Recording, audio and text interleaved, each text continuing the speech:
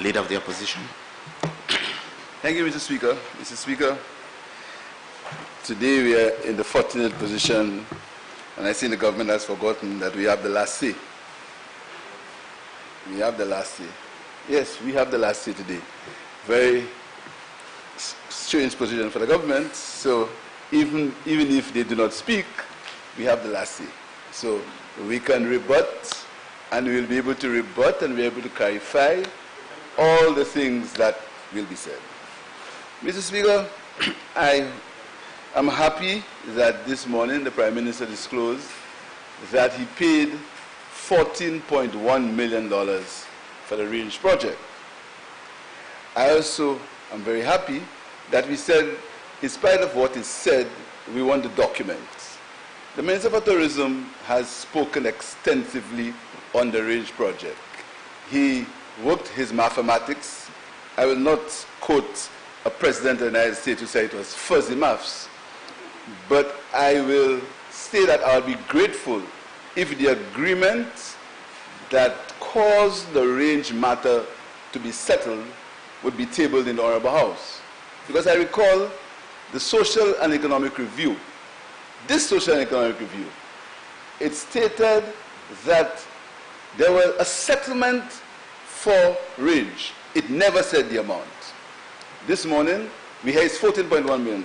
I'll be grateful if the agreement, in the interest of transparency, in the interest of the good name of the CIP program, if the agreement is made a document to the House, so we can see exactly how much money that the people of St. Lucia, that the people of St. Lucia paid to the range developers for the aborted range program or the aborted range hotel, and for a hotel that has been started in Grenada with the same developer on the same program. That's my first question. Secondly, Mr. Speaker, the CIP program, and I want to go back to the reasoning why we believe that we should change the regulations. When the CIP program was first thought of, the Prime Minister at the time caused a committee to be formed that included the opposition.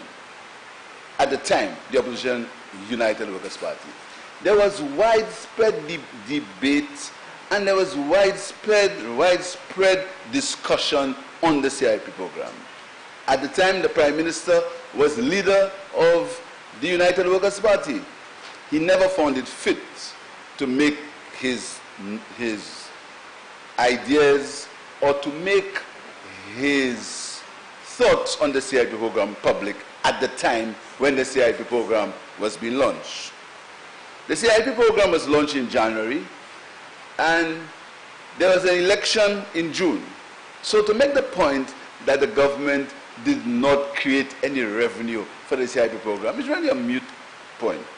It's not a point that we should boast about and we should be excited about, because between January, when you launch, and June the 6th, when there are elections, there will not be enough time for any program to come to to create any impact.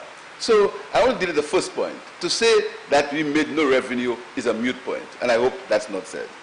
Secondly, when the CIP program was thought of, it was thought of as an investment tool, basically an investment tool that would create high-worth individuals who would come to invest in St. Lucia, and in exchange, they would get our citizenship. Because we knew that a passport was a very important document for the people of St. Lucia. There's a lot of emotion around the passport, and that is why the CIP program was launched in the way it was launched, and that is why the requirements were such: a $3 million net worth, etc. To make it a pristine project, to make it a project where only the best people would come to St. Lucia. Not a project where you sell your passports like you are in a shop, a retail shop. You sell, you go cheap, you sell because you're selling on retail. We thought St. Lucia would have to be different, and this is why some of the provisions were made in the original CIP Act and regulations.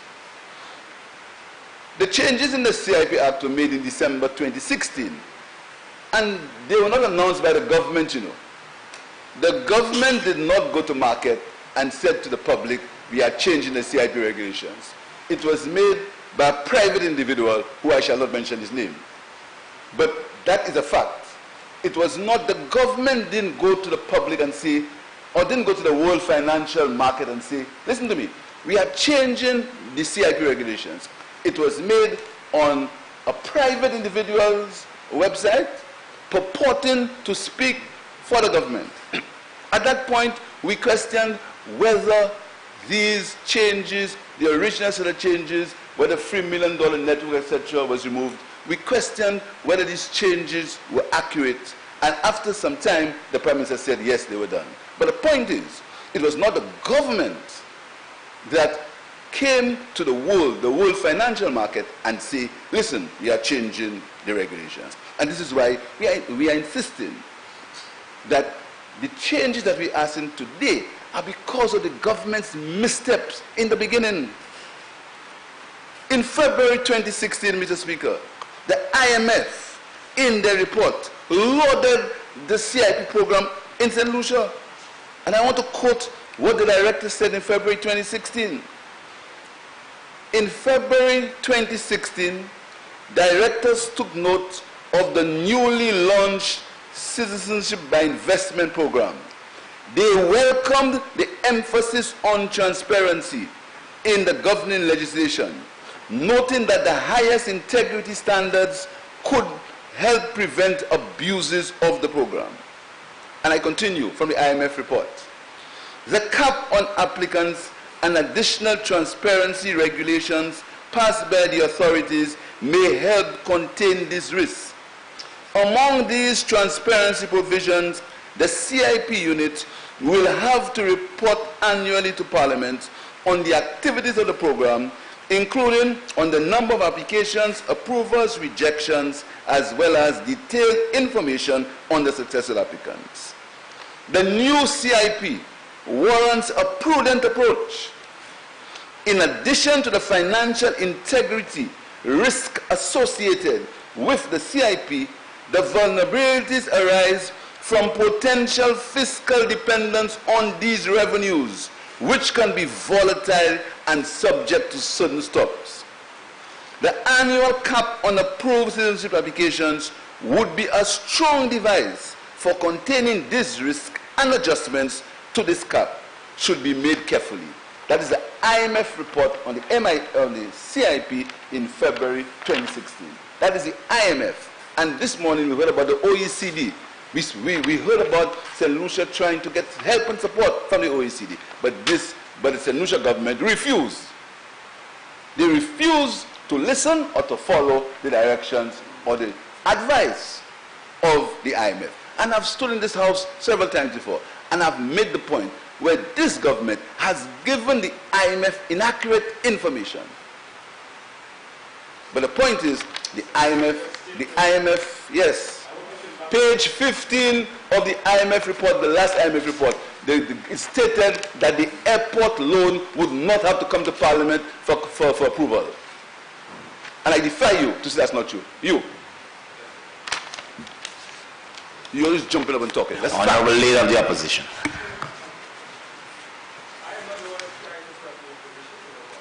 So, Mr. Speaker, that is the word of the IMF, the International Monetary Fund.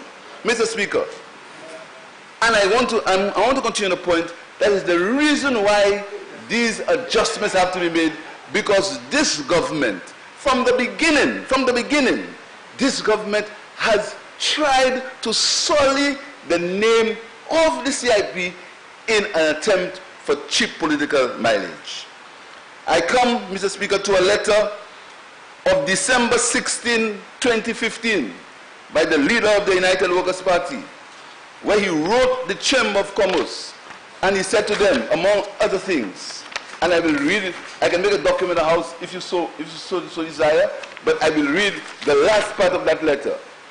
Here is what the leader of the United Workers' Party said about the CIP. And that is where the tarnishing began. From December 2015, we were not speaking about the country, we were doing raw politics just to gain political advantage, because elections had to come in the next year. Here's what the letter said. First, there should be an independent and autonomous board, representative of civil society, to oversee the program. Board members' independence and the board's autonomy must be supported by legislation. Second, there must be separate accounting for all revenue and expenditure generated by the CIP, and the financials must be presented to Parliament on an annual basis. All funds received under the program must be earmarked for use in debt reduction and or capital expenditure, and not current expenditure, and more importantly, use of all funds must be clearly stipulated. Money laundering or other criminal activity. The United Workers' Party invites the organization to support its efforts to ensure that the CIP achieves its aim to attract credible investment to St. Lucia by urging the government to follow the principles set about. That's a letter written by the leader of the United Workers' Party to all the world about the CIP program in December 2015. The point is, the United Workers' Party began to undermine the program from before it started, even if they were involved in setting it up, because they were represented in the committee. That's the point. Mr. Speaker, we go further.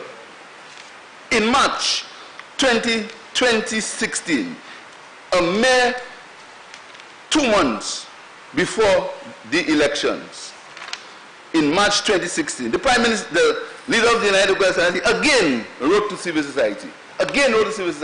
In March 2016. And listen to what he said. Listen to what he said.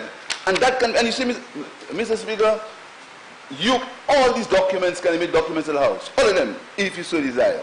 In March, after he went on his entire thing about even impacts was mentioned there, but I'm not going to go on impacts today. I want to stick to what we say about the CIP.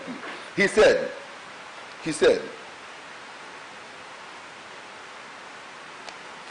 asking, Mr. Speaker, that the civil society once more support what is right and to speak out on issues on poor governance that are impacting negatively on St. Lucia. And that poor governance was to ask for the dismissal of Dr. Ernest Hilaire as chairman of the Citizen by Investment Program. And we are seeking your support to ask firstly for Dr. Hilaire's immediate resignation as chairman of the CIP.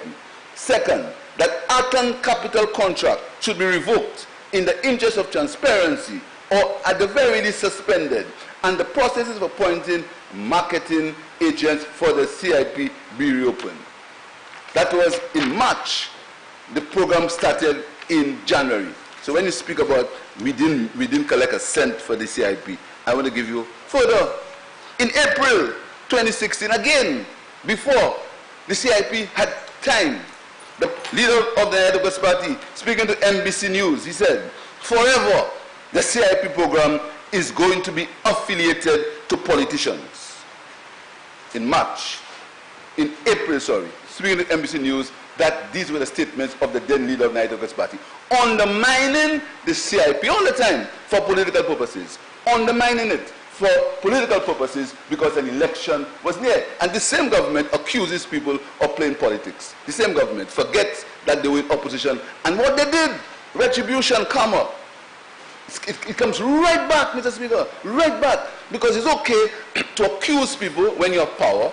It's okay to say whatever you want. But the history books will show, and will reflect the truth. And the truth is why this government had to adjust the CIP, because they had laid the roots of mistrust, they had laid the roots of improper motives by their own utterances when they were in opposition, both in public and in private, both at public meetings and in the written word. And any time you mention this, they tell you, bring the proof. Mr. Speaker, if there's one thing I know the history of this country. I've been around to understand the history, and that's why I advise young people when they speak and write to know the history of what they speak of and what they write of, and to not look at it only as pictures on Instagram. Mr. Speaker, I go further. In December the 6th, 2016, the leader of the United West Party again, we want the government to reconstitute the board. The commission must be independent, autonomous of the government. This government has been in power for 3 years, and up to this day, the board has not been made autonomous.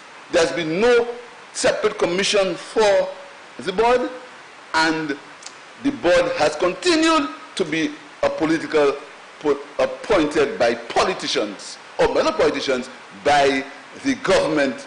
And I'm not going to impute any improper motives on members of the board. No improper motives. Absolutely. It is not my style to impute improper motives on civil servants, on board members. I deal with politicians, not civil servants and board members. I don't get involved in that. I deal with straight politicians who deal with me.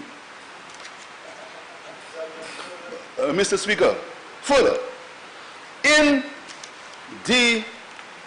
so the reason why this government had to bring the CIP to where they brought it, because of their own actions. They did not allow the CIP to mature. They did not even allow it to start. They began to attack it from before it even started, even if they were involved in the setting up of the CIP legislation. Mr. Speaker, further, just as the Range Project, I want to bring to your attention a document, 2017-2018 annual report, and listen to what it says. Approved real estate project for the fiscal year 2017-2018. Honeymoon. Honorable Leader of the Opposition, yes, identify the report, please. No. You just said annual report 2017-2018. CIP, St. Lucia, 2017-2018 annual report. Prudently opening our island to world prosperity. That's the report. And I quote on the report, Mr. Speaker, from page 12. Approved real estate project for the fiscal year 2017-2018. Approved real estate project. Honeymoon Beach Resort. Gross domestic cost $343.8 million. The Honeymoon Beach Resort was approved as a real estate project via Cabinet Conclusion number 681 of September 4th, 2016 under the Citizenship by Investment Program. The resort will be built on one of the most prominent development parcels of land on the island with 209 acres fronting almost 2 miles of the Atlantic Ocean and Savans Bay. The development, which is situated on the east coast of St. Lucia, will consist of 2 properties from the A&M resorts. Not A&M, sorry. I forget A&M, sorry, I forgot A&M, sorry. From AM resorts, not A&M. A&M is a different story. From AM resorts, collection of luxury beach destinations, each with its own unique attributes, and both raising all-inclusive properties to a new level of luxury. That was supposed to be a product of the CIP program. I'd like to find out where is it now. So, Mr. Speaker, and in the same financial statements, and when the Prime Minister made the point that all the monies had been accounted for in the estimates, in the same financial statements, in the same report, on page 5, it says, Citizenship by Investment Unit, and I expect that to be the same unit that runs the CIP program. Statement of financial position as at March 31st, 2018, expressed in Eastern Caribbean dollars. It says, total liabilities and equity, $60 million, and it says, accounts payable and accruals, current liabilities, $9.5 million. In the interest of accounting, I'd like to find out whether that has been paid and whether it has been settled in the reports that the Prime Minister gave, how the CIP money had been spent. Whether these $9.5 million of accounts payable had been settled.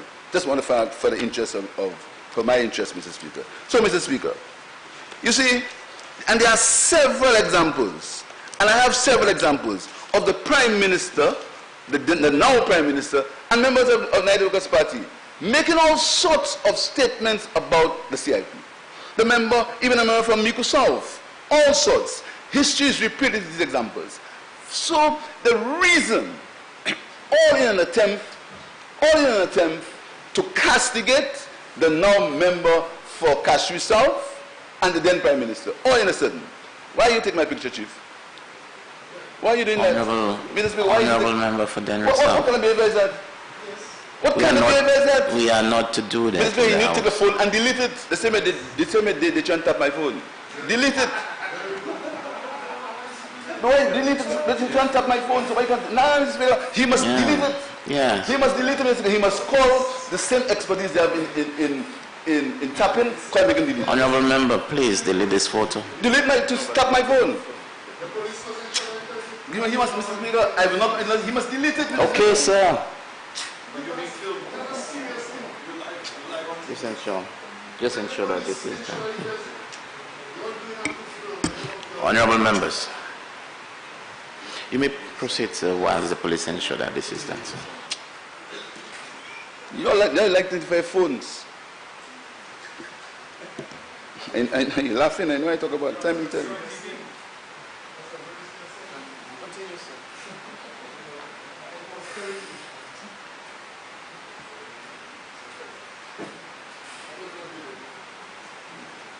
You see?